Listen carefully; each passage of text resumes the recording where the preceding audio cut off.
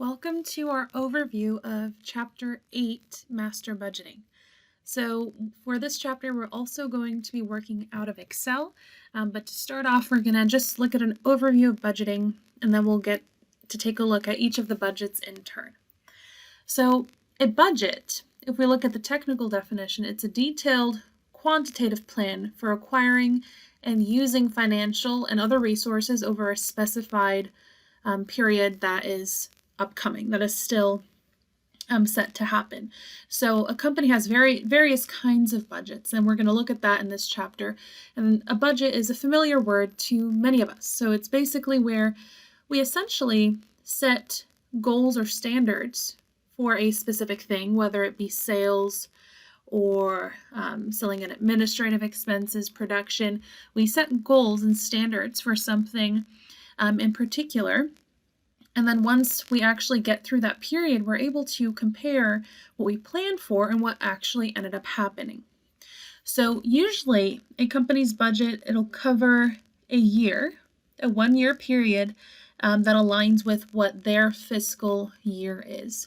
But some companies will also use a perpetual budget, which just means that it continuously moves or rolls forward. So if you're looking at a 12-month budget, as soon as you're finished with 1 month, it just rolls over into the next 12-month period, looking 12 months ahead, yet again, after that 1 month has passed.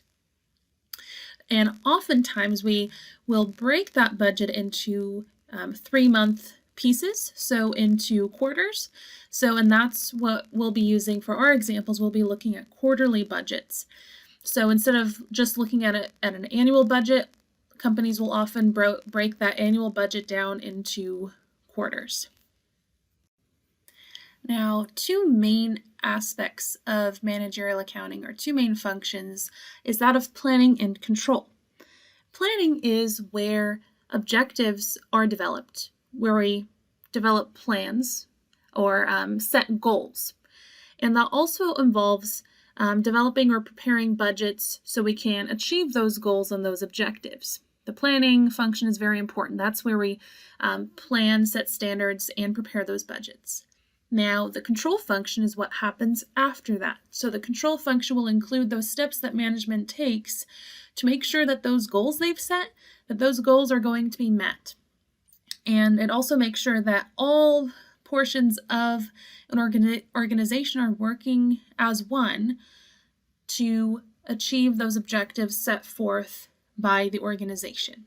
And the planning function is very important because we have to know what our goals are so we can set those budgets and prepare those budgets. And then we have to make sure that we are on track to meet those objectives, because budgeting is very important. We can't just move forward without any plan for the future or any standards or benchmarks.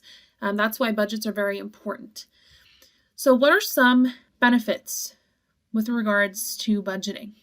Well, defining goals and objectives, that's very important. Like we said, an organization needs a game plan, needs something to work towards. And that helps the company to think about and plan for the future. And when we do that, a company becomes better at communicating plans to all those involved in the organization, helps the organization to coordinate activities better, increase efficiency, uncover potential bottlenecks, areas where the organization can improve, and it helps the organization to become better at allocating its resources so resources aren't unnecessarily wasted. And it's important to know where those resources are being used so that not a penny is wasted, and so that all resources are being used in the most efficient and effective way possible. So we talked about the fact that budgets, after the period in question is over with, the actual results for the period are eventually then compared to the budgeted amounts that were determined before the period started. So why would a company need to do that? Well, it's very important to compare budgeted figures to actual results so that an organization can focus on improving efficiency and effectiveness of operations. Because how else will you know how well you did? So, for example, if we were to look at the sales budget, what if actual sales for the period ended up being quite a bit less than what had been budgeted for. Well, this would beg the question, what went wrong? And that gives managers an opportunity to go actually find out, why didn't we meet this goal? And when a company actually dives into those questions, inevitably, the company and its components, they're going to learn more about operations and how to do it better, how to become more efficient and more effective. The same could go for the amount that was budgeted to spend on raw materials, for example.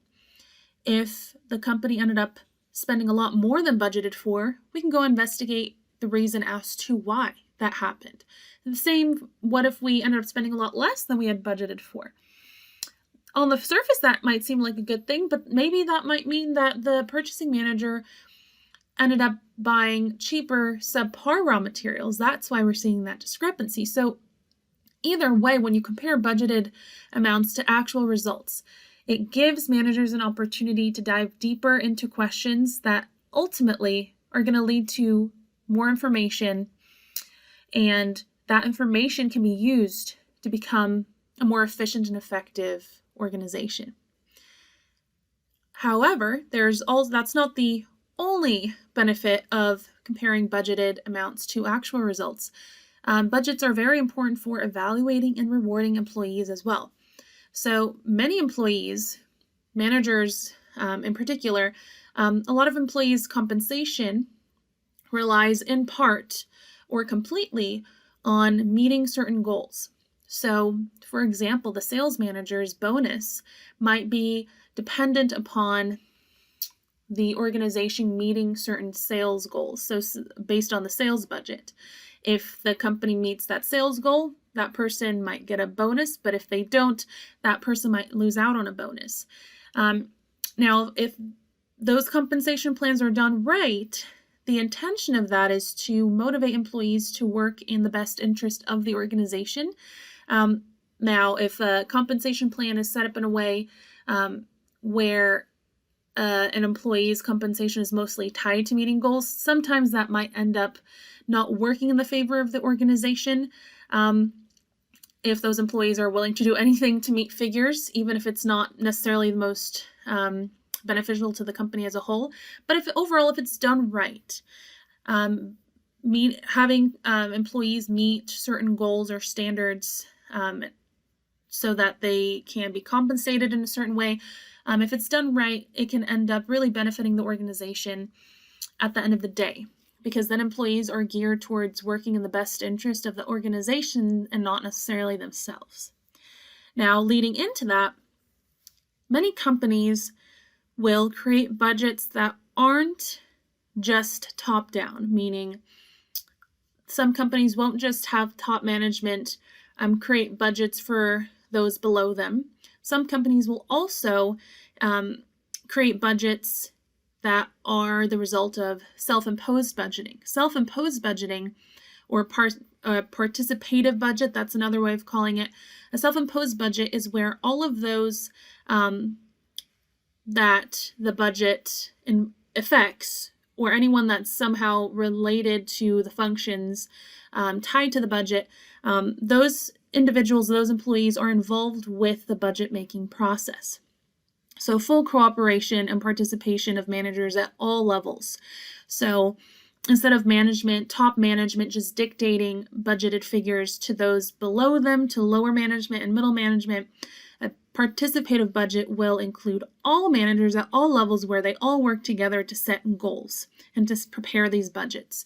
When it's done like that, then everyone involved with making the budget now is more responsible, so to speak, for those budgeted figures and meeting those goals.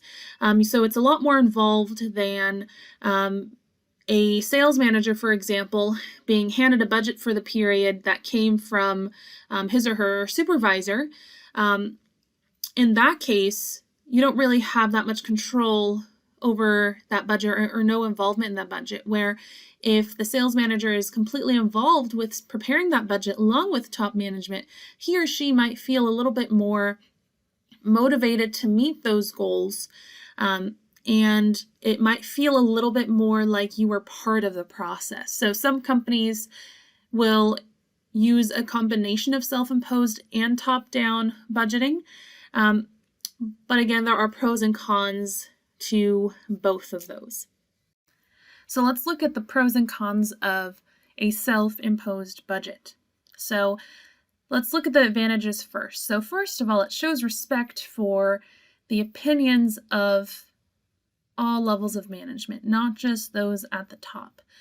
Because if they are involved with the budget making process, it's almost like saying your opinion matters. We not only respect, but we value your opinion as an expert in your field or someone just who knows what they're doing in that function of operations. So second, the budget estimates that the frontline managers will prepare, so those lower level managers even, they tend to be more accurate than the estimates prepared by top managers. Now, why would that be?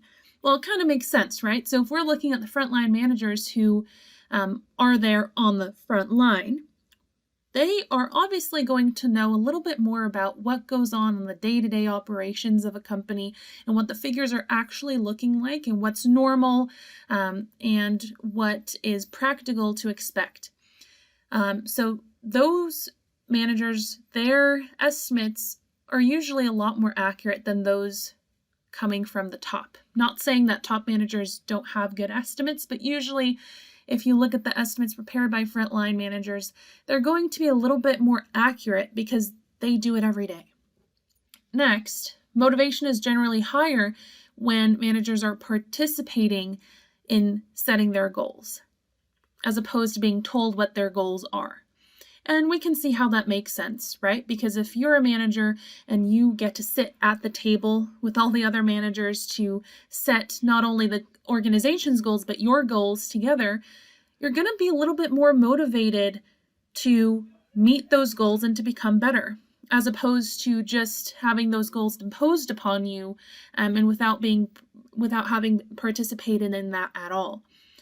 It also empowers managers to take ownership of the budget and to be accountable for deviations from it. Because it's in this case, if you're part of the budget making process, then you're being held more accountable, and it really empowers managers because you are part of setting those goals. So if you don't meet those goals, it's not like saying, oh, those goals came from top management, I had nothing to do with it. If you are part of setting those goals and you don't meet those goals, then you as a manager are now a little bit more accountable for those goals if they are met or not met.